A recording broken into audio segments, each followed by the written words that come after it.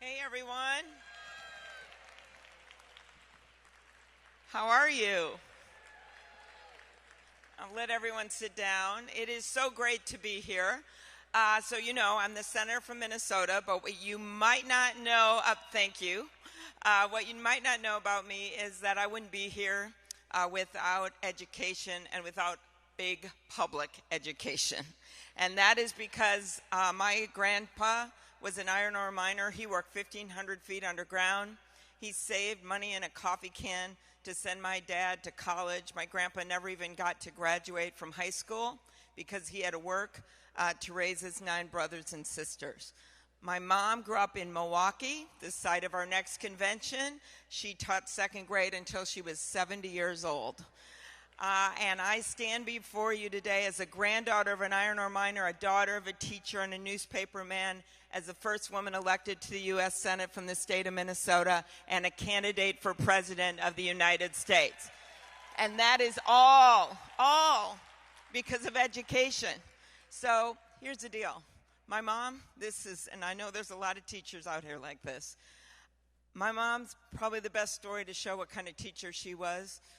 When she died, there's visitation, and this woman comes up, she's crying. She says, "This is my son, and he had severe disabilities, and he was an older kid." She said, "He had your mom in 2nd grade, and he loved when she taught about monarch butterflies. And she'd always dress up at a butterfly with a tunic and these tights and these antennas and a sign that said 'To Mexico or Bust.' And she would wear that when they released the butterfly." And the mom says, "My son, when he graduated from high school, he got a job at a store. And your mom, every year she taught that unit, she'd go to that store in that outfit and stand in his line and give him a big hug." That was my mom, and that is our teachers. So I want to support teachers and public education in every way. 1, that means higher teacher pay. 2, I have a 100-day plan to do a whole bunch of good things, and one of those things I would do in 100 seconds is fire Betsy DeVos. 3, we need to put more money in our school infrastructure. I went with Randy Weingarten and saw the schools in Yonkers. One school that literally had to go up double as a gym and a cafeteria, and you can only be in gym for 30 minutes every single day because of that. I saw schools in Nevada with NEA, schools that you literally could not get air conditioning in boiling hot day. Those are the kinds of things we're dealing with. Infrastructure, addressing disparities, and yes, making it easier to collectively bargain by passing Mazie Hirono's bill to reverse the Janus decision. Thank you, everyone. Senator, pleasure. Thank you for being with us. Senator, good to see you again. Thank you. Senator, we've talked before about your mother, who, as a 2nd grade teacher, who worked until she was 70. Yeah. And what she would have known, as all of these people here know, is that teachers are on the front line of a lot of things, right? They've got students with wellness issues, with mental health issues, with hunger issues, with trauma, with the idea. We had one student telling us that they were scared they had police in the school, but were scared of mass shootings. There is not just a pay issue. If you paid teachers properly, that would be one thing, and that would be good. But in fact, your mother understood that we are asking teachers to do something that somebody who's not a teacher doesn't know. We are asking them to be the front line of everything that a child is concerned with. How does a president who cares that much about education help influence change on that front? You are exactly right.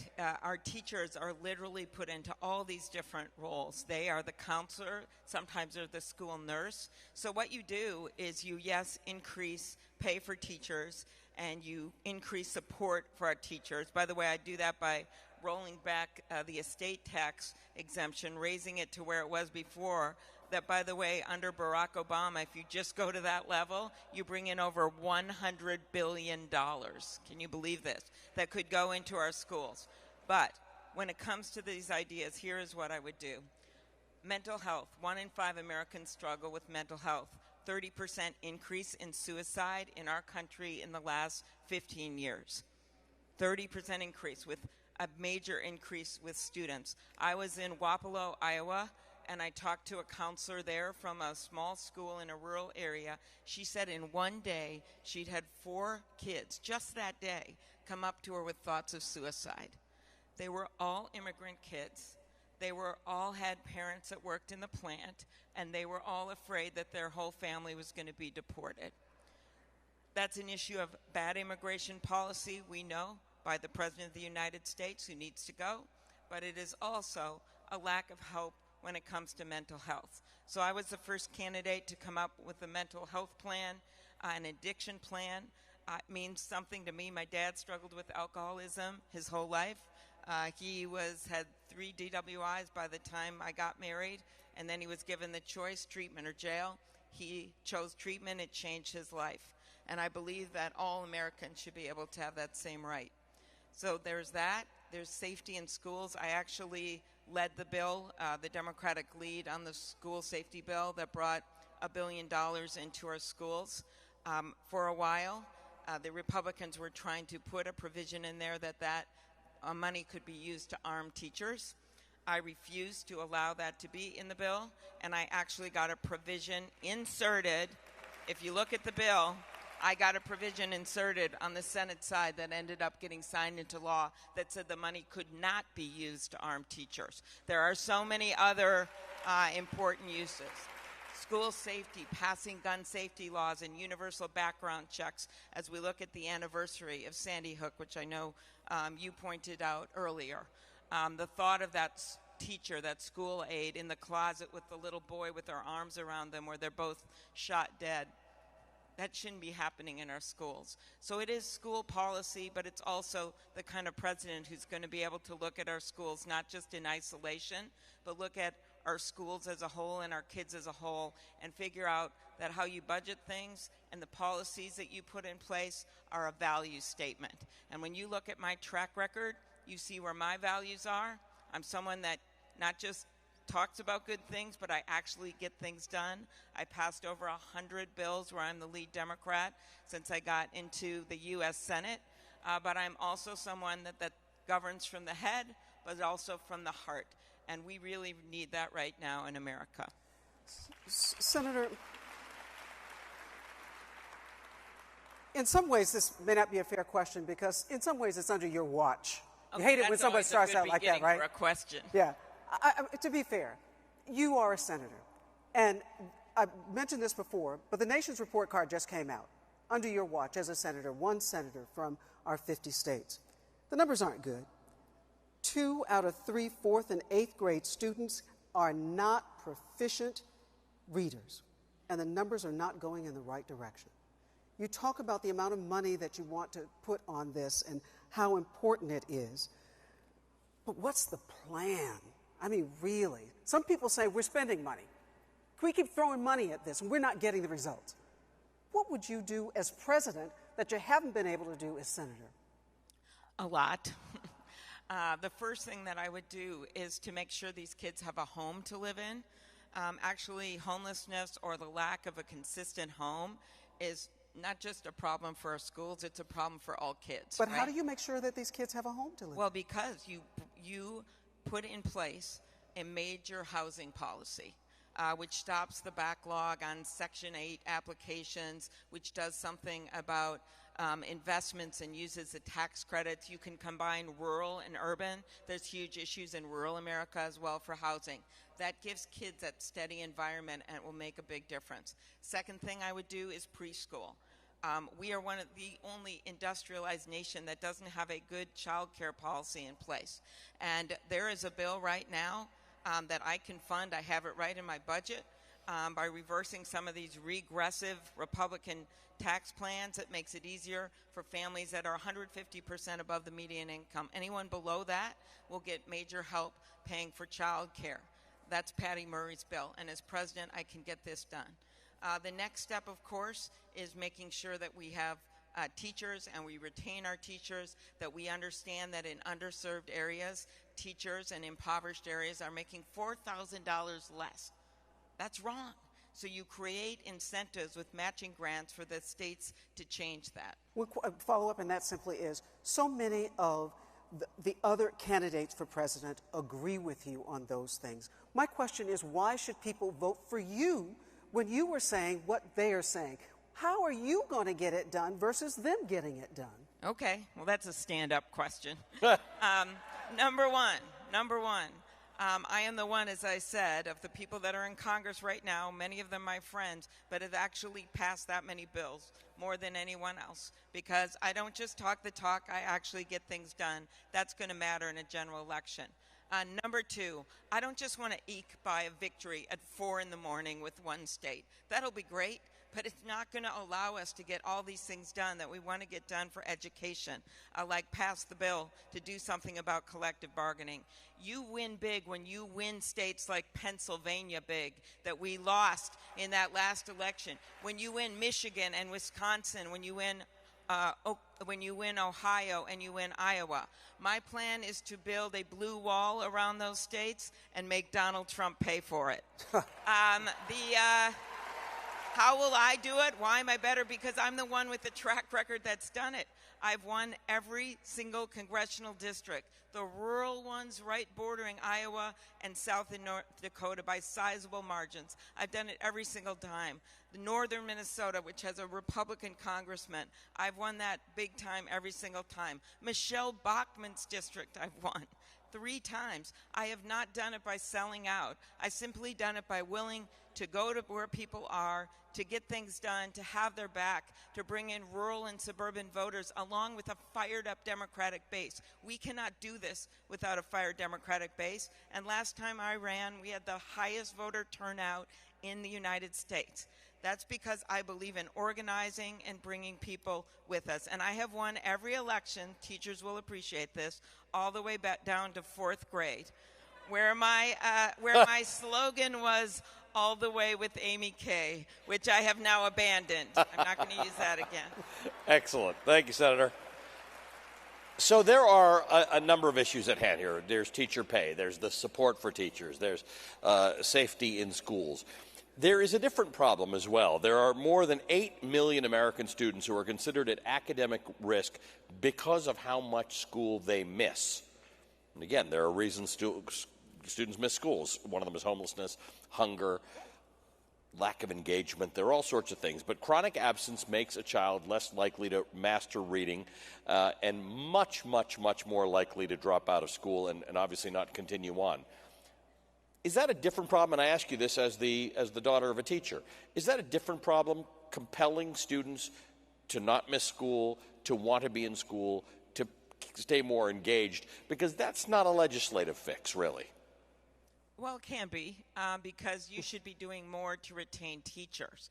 I know one thing. When you look at the studies, if you are in school districts and you don't have teachers of color, you have a much higher risk of those kids not doing well, dropping out, not staying in school. It is a fact. It's not just something I'm making up here. There are studies that show it. So you want to be able to recruit and retain teachers of color.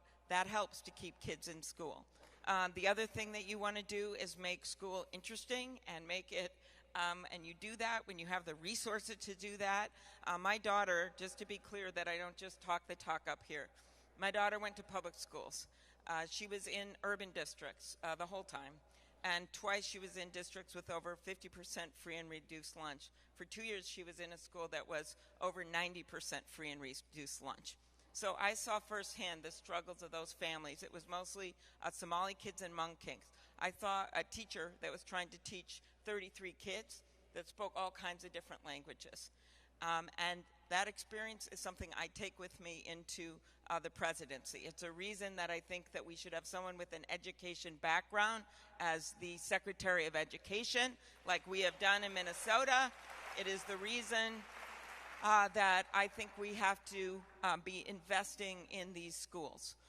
So for me, that's what this is about. It's about acknowledging the problem. You always got to do that in AA, right? Acknowledge the problem, that we're not putting enough resources, and that it is making sure that we make things more fair, and that's how you do it. And you got to see this. You make the case to the people of America that if we don't educate our kids, we're not going to be able to compete in the environment we're in. And we also have to remember that it's not just teachers. This is also our bus drivers. It's also the people that are working in the cafeterias. So we have to make sure we respect the dignity of work across the board. And that means increasing the minimum wage federally, which hasn't happened for a decade. It means making sure we've got child care, like I talked about, and retirement. And then we make sure we are there for all those in the education system. I truly believe we can do this. Guys, we just won the governorship of Kentucky, okay? Mitch McConnell has a Democratic governor. We won in Virginia. We won in Louisiana. So the key here is to not shut people out, but to bring them with us. And as you see unions more and more popular across the country because people are feeling left out, they're at 65% popularity right now. So much of this is bringing people with us and making this economic case. And remembering, when it comes to Donald Trump, it's also a values check, a decency check, a patriotism check. Because when people don't want their kids to listen to the President of the United States because they're afraid what he's going to say, we don't want to forget that when we bring people with us in this election. Senator, thank you. We've got a question over here.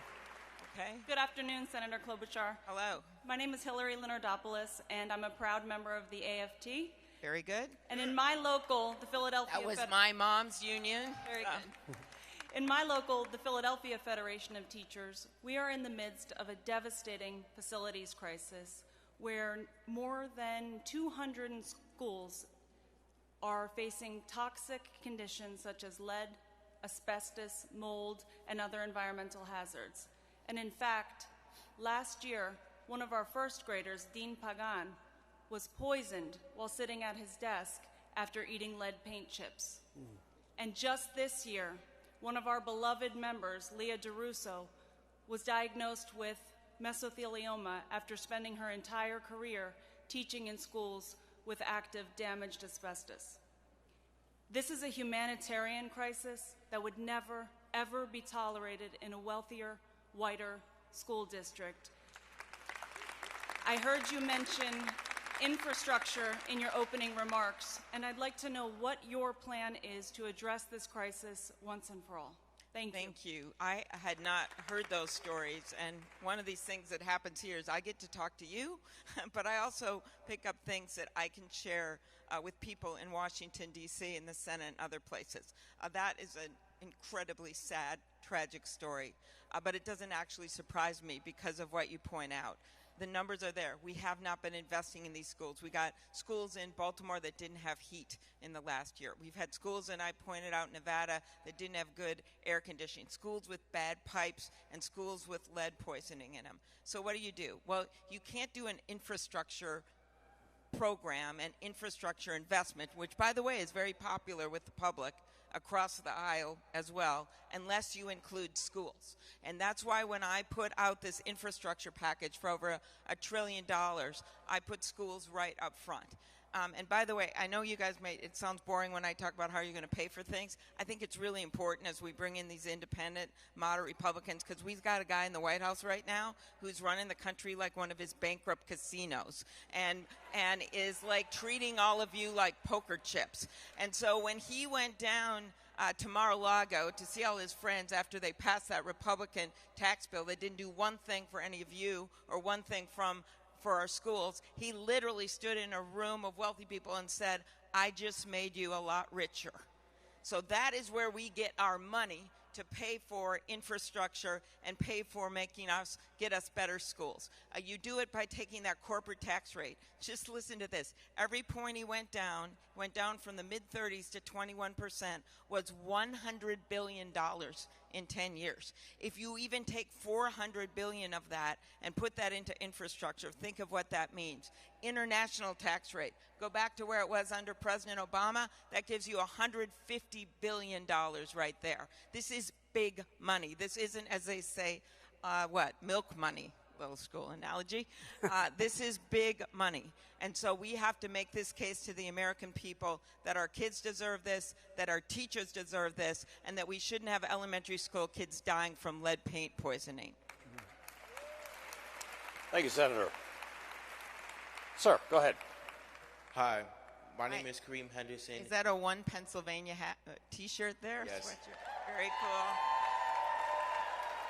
I am an Austin Meehan student. You're what? I didn't hear it. I am a student from Austin Meehan Middle School. Okay. And I'm here representing 1PA.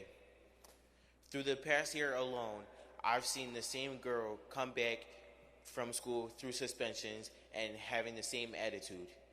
I've also known 5 other kids that got expelled from school from something that wasn't their fault. So if you're elected president, how are you gonna reward school districts that implement that?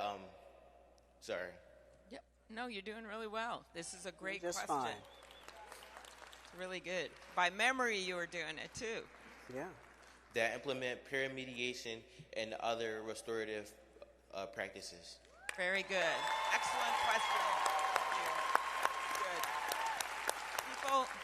I think people don't realize that sometimes, like, adults can make one decision. I know you've seen this probably with your friends, and it can either be something that helps a kid for the rest of their lives because they put out a hand, or they can make a decision that puts them in a bad place for the rest of their lives. So I had a job before I was in the Senate. I was a county attorney, and we dealt with decisions like this all the time about how you deal with schools and juvenile cases and things like that. And we tried our best to make sure that we were reaching out that hand, especially when it came to schools. And so this is how I look at it. President Obama worked hard on this issue, and he found a way to look at the disciplinary, that's what you're talking about, when kids do something and there's some kind of action taken against them, to make sure that it wasn't racially discriminatory. And he put that in place, and then Donald Trump and Betsy DeVos, who has no background in education, comes in and reverses that. So as president, I would bring that back so that when we look at what the disciplinary policies are, we make sure that they are not discriminatory. So that's the first thing that we can do, and it's really, really important. The second thing is to make sure that we are investing in our schools in a big way, particularly schools that don't have as much money. Because if we do that, it's good for everyone. Because then kids stay in school, they graduate from school. We make sure that we've got after-school programs. One thing we can do more, and truancy usually shows up when kids stop going to school, a lot in middle school and a little before that. And one thing that we can do is have programs, especially in high school and before, where people come in from the community, they talk about their jobs, they give kids a chance to do something called apprenticeships, and there's great union apprenticeships to work and see some of these jobs so they see the future they could have. All of that's going to be really important as we look at making sure kids stay in school. Do you have any other ideas for me? No, thank you. Okay, all right, thank you. Thank you, for your Graham. good question. Thanks, Senator. And we have a question over here. Good afternoon. Well, where are you? That's good. Over here. Very commanding. All Yes, I'm very loud. right. That's good. Good afternoon. By the way, all power to all the people. Very good. My I name- once had a 4th grade teacher, because I wasn't loud enough, Miss Callanan with bright red hair. She would stand at the end of the classroom when I was giving my presentations. She changed my life. I'm a senator now. She said, I can't hear you. Speak louder. Every single time. Yep. Go ahead. Hi, everyone. My name is Jennifer Nava, and I'm a youth organizer with Brighton Park Neighborhood Council from Chicago. Excellent. Thank you. I'm also a senior from a neighborhood high school on the south side of Chicago. By the way, I just got accepted into St. Xavier's. Nice. Okay. Back to the serious stuff. Okay. As Secretary of Education, Betsy DeVos has attempted to gut the protections of civil rights of LGBTQ, Black, Brown, poor, and immigrant students throughout the country. If elected, how will you hold local and state governments accountable to protecting our civil rights as students and prevent discrimination in school?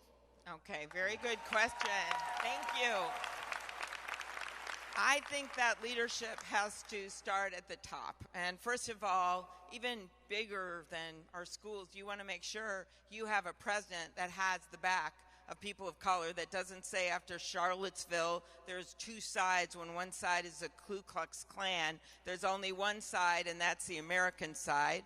I would reverse, for instance, when you're talking about LGBTQ, one of the most absurd things he did was say that patriotic transgender people cannot serve in our military. I would reverse that, and you can literally go through policies that he has put in place and things that he has said with all his mean tweets. He did 100 the other day by 1 p.m. in the afternoon. Unbelievable. He needs to take some of your classes on how to deal with anger management, as Greta mentioned. So I would do all that. But when it comes to schools, you want to have someone that's not like Betsy DeVos, who has an education background. We have a great example of that in Minnesota, where the head of our teachers union became the commissioner of education and is doing a great job.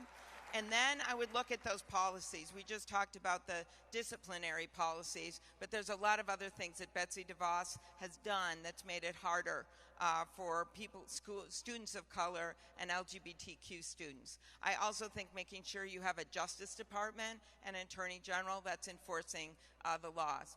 We had an experience in Minnesota where in an exurban school district, the kids put up their, I think it was Heart Queen in King, something we do in the winter in Minnesota because it's really cold, right? And so what happened was two members of the court were two women students who were a couple, right? And they wanted to march in there together, and the school said no. I'm telling this story because of what happened. A federal judge that I actually had recommended to President Obama got involved, and they had a mediation, and they all came out of it, and they proudly said, we're wrong, and those two girls are going to march down with the entire Hart court onto the stage. That happened, and it actually was something that worked for that school district. So I think you have to have look at that. That was a federal judge, right? Someone that Barack Obama put on the court. You've got to have people that are able, that you put in power, that see this. It's got to start at the top, like I said, because we don't have that with President Trump. But it's got to be the people that you put in power so they make sure that they are protecting the rights of LGBTQ and students of color and immigrant students. Thank you. Senator, thank you very much for your time. What a great discussion. Great to see you. Senator Amy Klobuchar. Thank you very, very much. Okay, thank you. Thank you, guys. Thank you, everyone. Keep up your good work. Thank you, Pittsburgh. Thank you, Senator. Good to see you again.